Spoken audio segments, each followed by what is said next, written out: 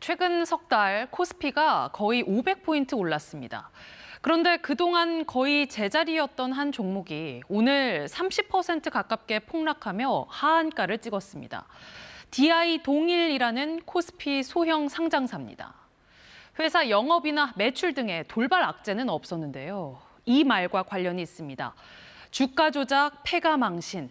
정부의 주가 조작 합동 대응단이 1호 사건을 공개했는데 혐의를 받는 일당이 이 회사 주가를 조작하려 한 거로 지목됐기 때문입니다.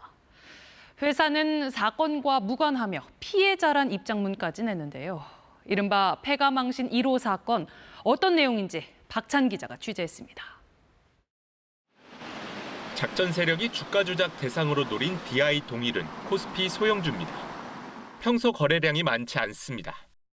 비교적 적은 돈으로 주가를 움직이기 쉽습니다.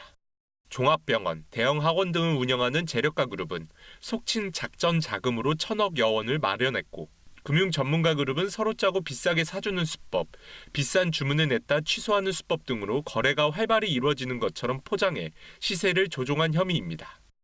이런 부정거래를 1년 9개월 동안 거의 매일 반복했다고 덧붙였습니다. 작전 기간 전후를 비교하면 주가가 배로 뛰었습니다. 이미 실현한 시색 차익은 230억 원. 아직 안 판 주식 가치까지 감안하면 부당이득 혐의 액수는 1,400억 원입니다. 합동대응단은 이 돈이 든 계좌를 지급 정지 조치, 즉 동결했습니다. 수사를 이리저리 피하며 차익을 빼돌리는 주가 조작 특유의 꼼수를 원천 차단하는 조치입니다. 불법 이익을 빠짐없이 환수하고 최근 자본시장법에서 도입된 지급 정지 조치를 압수수색과 동시에 금일 최초로 시행하였습니다. 주가 조작 대상으로 지목된 DI 동일은 범죄와 무관하며 피해자라는 입장을 밝혔습니다.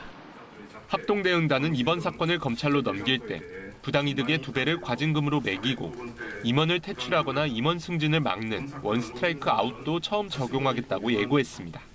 KBS 뉴스 박찬입니다.